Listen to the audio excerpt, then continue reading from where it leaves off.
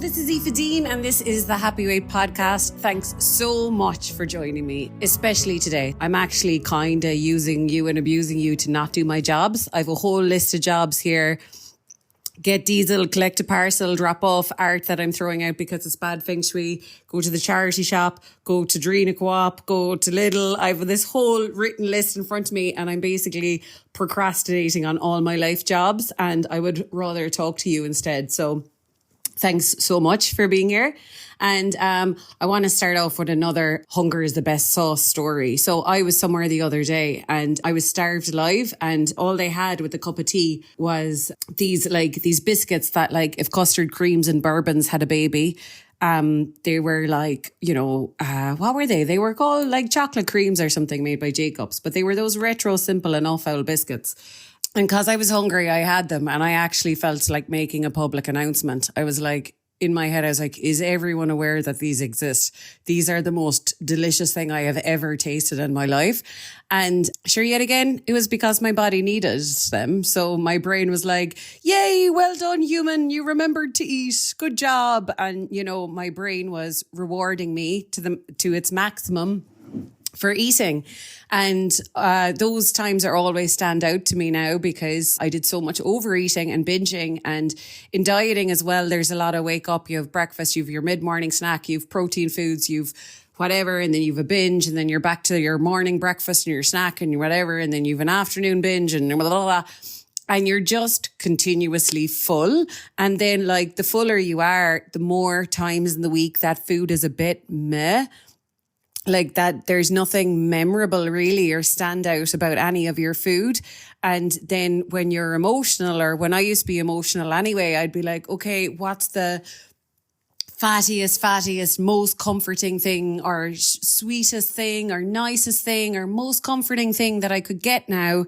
So it will comfort me and I'll feel better. And it never did, just because I was so overfed.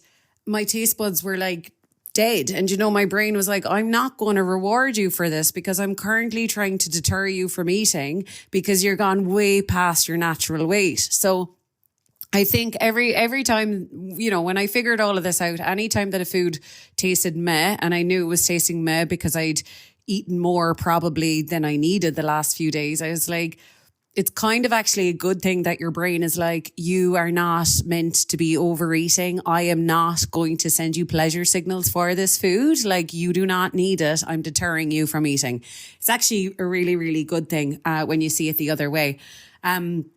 So yeah, and then, by the way, I think I've just knackered my own taste buds because I got inspired. I just saw this guy on Instagram. He's called Neto Craves, Neto Craves, and he's got all these fatty, yummy vegetable recipes. And he kind of inspired me. So I chopped up a load of veg there, a load of tomatoes and peppers and stuff, and mixed mayonnaise and cayenne chili pepper and garlic granules and all these yummy fatty sauces or spices and stuff into the mayo, and it was delicious. But as always, I went too far with the spice. So excuse my lisp and mouth watering. I'm so sorry. So today I want to talk about how restriction causes an immediate effect, right? So this actually came up with 2 clients during the week, and it's so amazing how our brain works. That's why I got into hypnotism, because it's wow, it happens. It has such an immediate effect on our behaviors.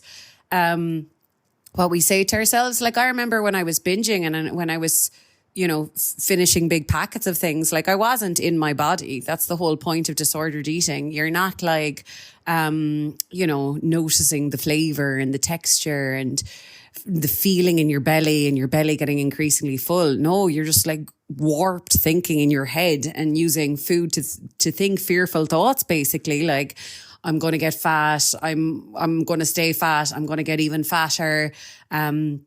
This is more of it now. I can't believe you're eating this. This is so bad for you. Before you know it, you're going to be another half a stone up. All of that stuff. I used to think about that on repeat as I was overeating. And the more I thought that, the more the overeating continued, like as in I'd be midway through a share bag or something being like, see, you're going to eat the whole thing now. And then you're probably going to look for more stuff. And then before you know it, you're going to be fatter. And it was actually self-coaching. Like I was actually coaching myself to eat more and more. So with one of my clients during the week anyway, she's been in like a cool, normal place. She's just started the program.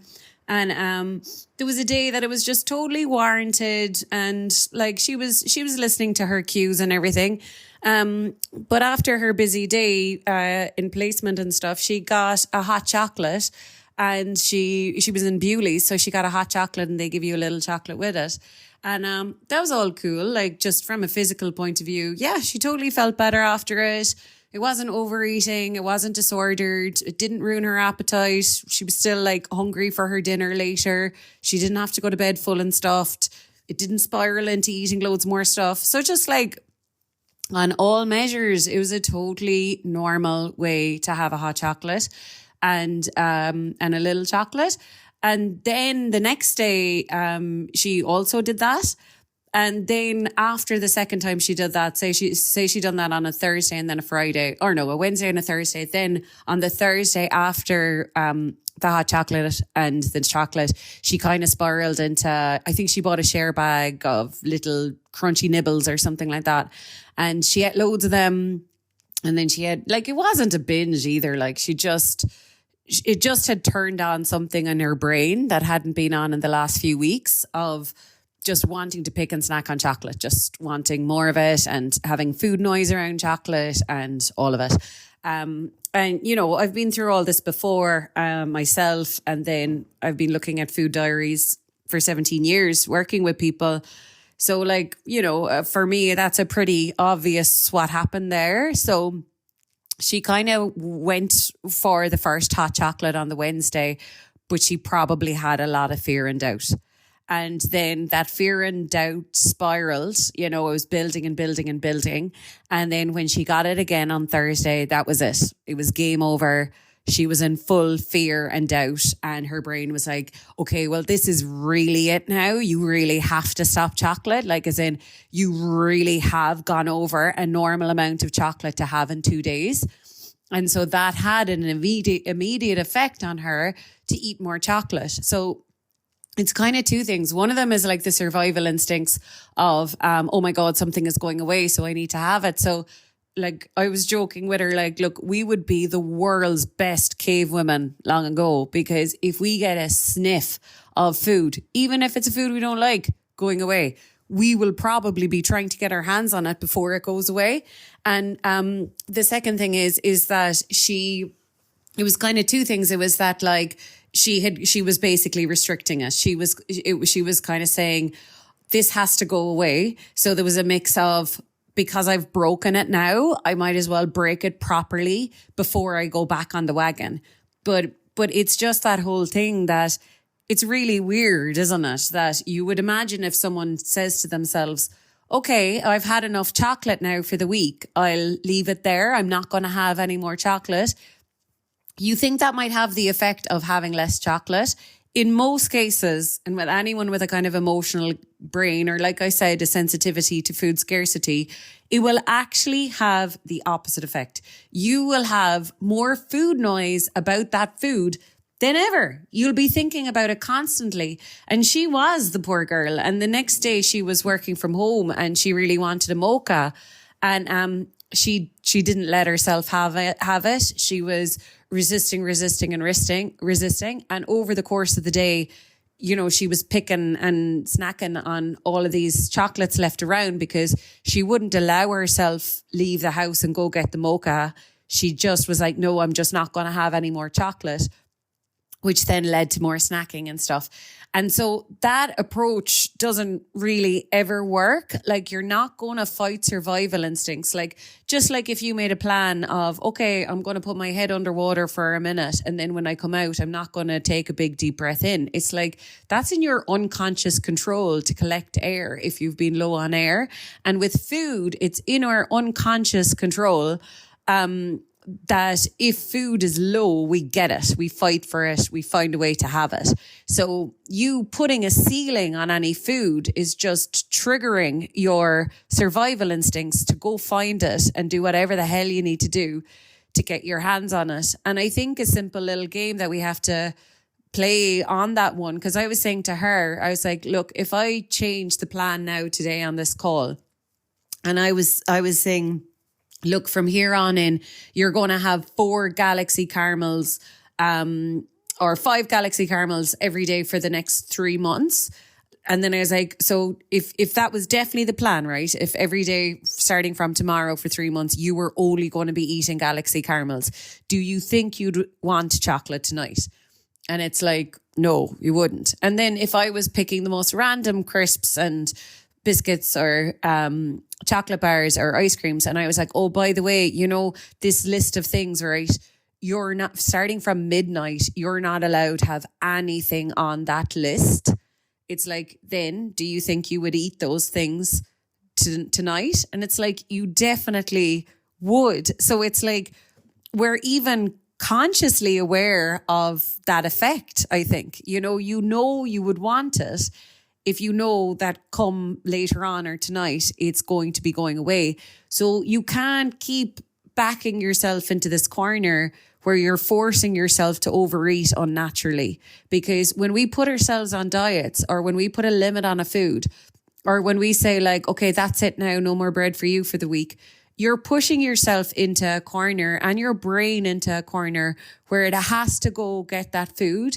And you're also promoting that food in your brain. So, you know, the way with the reticular activating system and the way that our brain filters, if we're kind of like, no beautiful sourdough this week for you now, you've had your limit of sourdough. It's like your brain will actually point out all the sourdough around you. Like you will notice a randomer in the canteen eating sourdough. You'll see it in a shop that you don't usually see it in.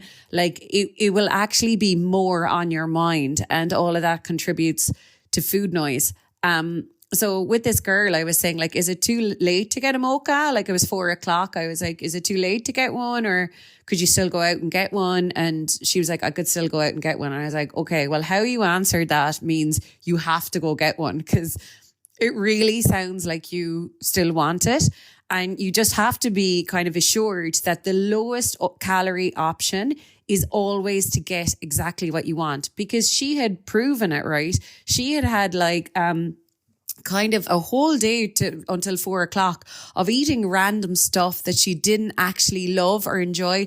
She was kind of just eating them because she was scared. It's kind of like I said, it's this like deep down anxiety of like food is going away. Like we're kind of eating stuff out of fear, not love, which is really sad. And I think that all weight problems come from eating stuff out of fear, not love. So all the foods that we eat, when we're like in love with the food, or we're in the present moment, we're mindful, we're conscious, we're appreciative of it, we're happy to be eating it, all of those things, that will never touch your weight. Like anything you eat in that frame of mind will never, ever harm your weight. The things that harm your weight are you finished a packet and you didn't even notice you finished it, or you finished the leftovers when you were putting the plates into the sink and you didn't even notice it, or like that girl yesterday, you've put a ceiling on a food and then you just can't stop picking and snacking because you've told yourself, okay, no more now for you today, no more for you now today, no more for you today, no more for you today, which makes your brain be like, oh shit, how can I get the food? Do you know? So I think, like I said, it's got such an immediate effect. So like there's a big difference, right? So we could have a belly full of pasta, and this is another thing that I think we're not basically used to doing.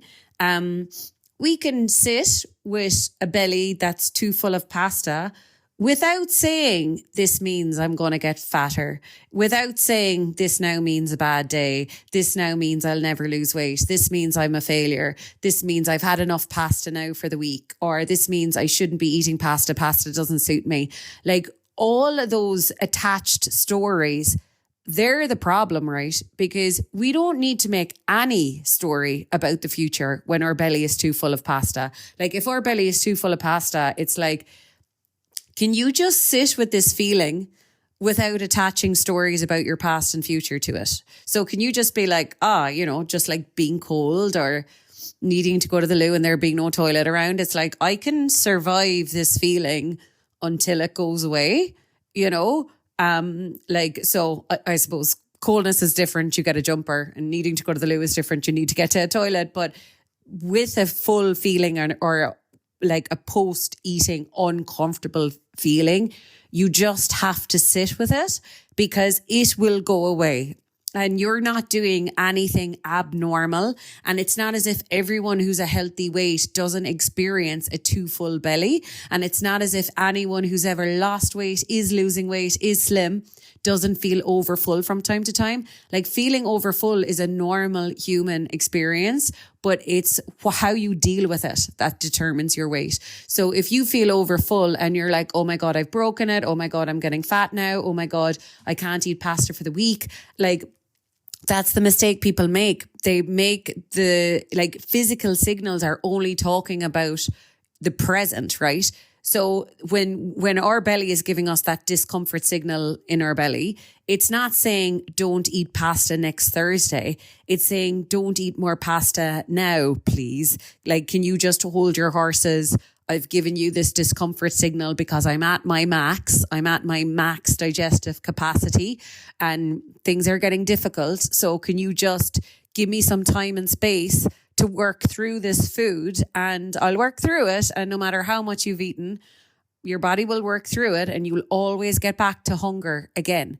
So it doesn't mean your past is wrong, doesn't mean your future will be wrong, doesn't mean you're gaining weight, doesn't mean you've broken anything, doesn't mean you need to not eat pasta tomorrow.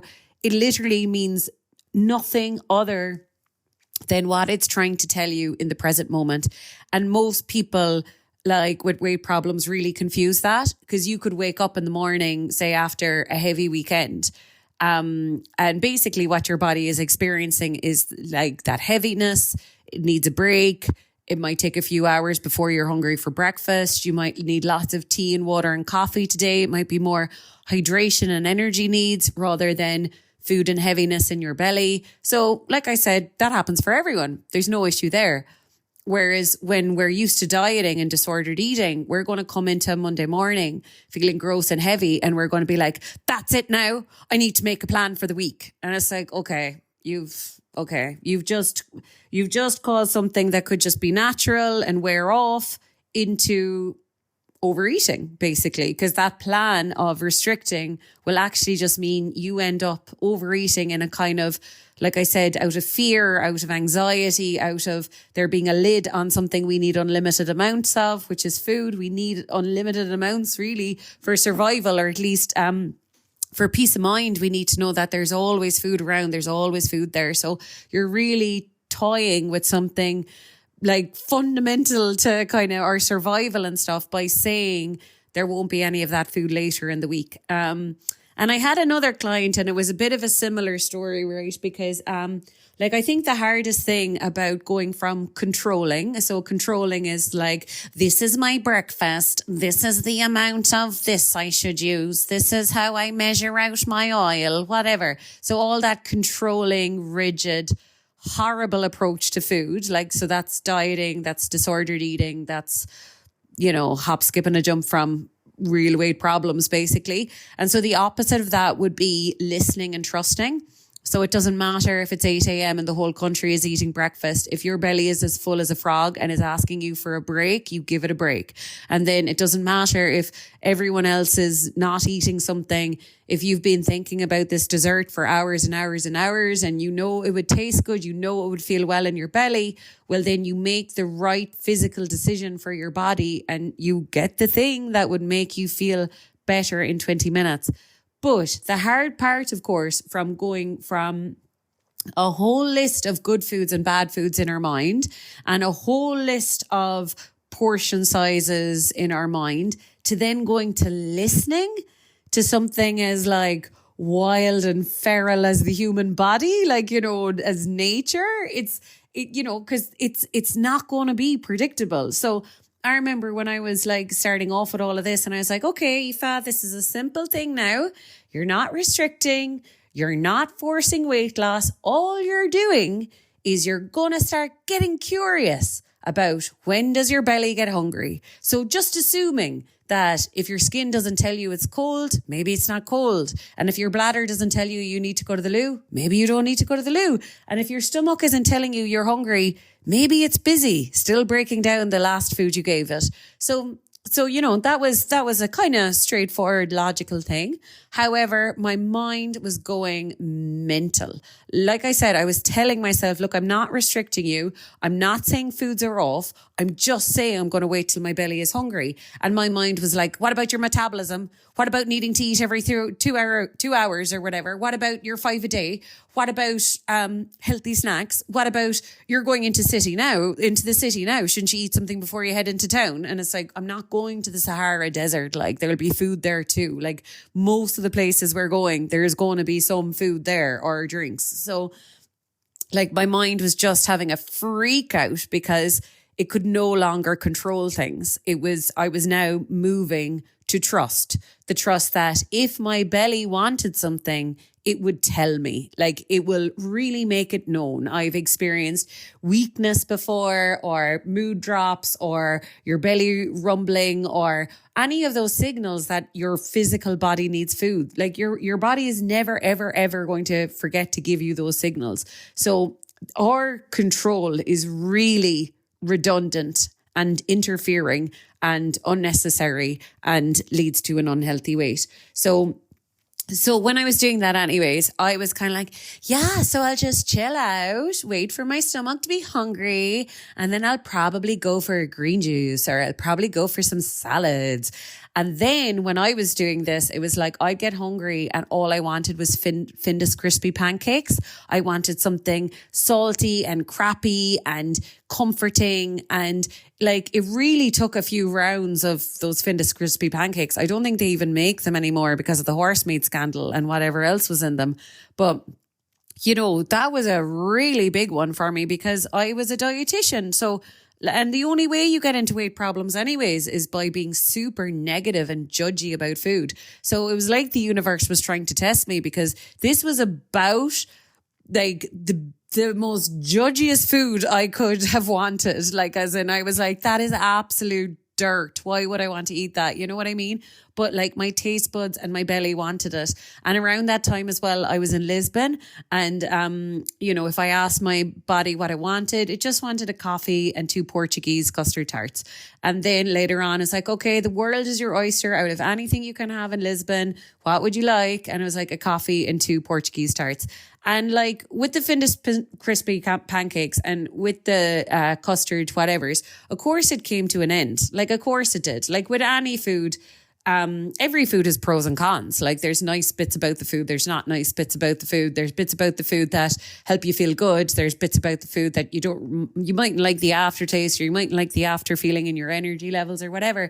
So it will all come to an end anyways. But that client was having a really tough time because the week before she was all kind of like, yeah, I'll just go home to my simple dinner and then I won't eat anything afterwards. And that was all grand. And then this week her body's like, chocolate. And I was like, you need to know the difference between being normal and a binge. Like, it's normal to want chocolate, and that doesn't define it as a bad day. That doesn't define it as overeating. That certainly doesn't mean you'll never lose weight. You're not losing weight.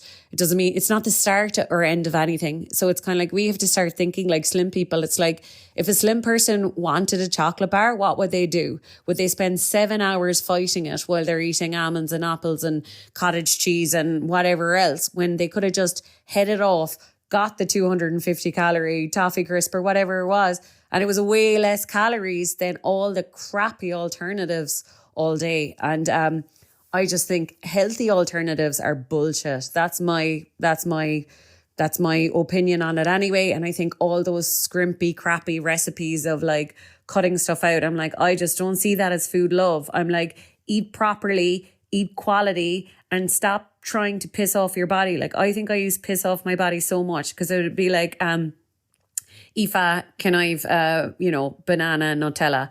And then I'd be like, you're not getting Nutella. What you can get is a chocolate rice cake. You can get like 6 chocolate rice cakes now over the course of the day. And my body was like, I wanted like 2 or 3 teaspoons of Nutella and you gave me 6 rice cakes and then nuts and then Rivita and then jam and then honey on rice cakes or whatever else. So it's kind of like, it's not any healthier going the alternative route. Generally, when you tot up the total carb amount or total fat amount by the end of a week of denying yourself from the actual food you want at the time, it's a different ball game. And obviously, I'm not on about eat anything willy-nilly and just don't feel guilty. I'm on about specifically eating something when you're willing to love it and it will taste nice, and when you know pretty much for sure that you can get away with it. I mean, like, you could eat it and your belly's going to feel nicer.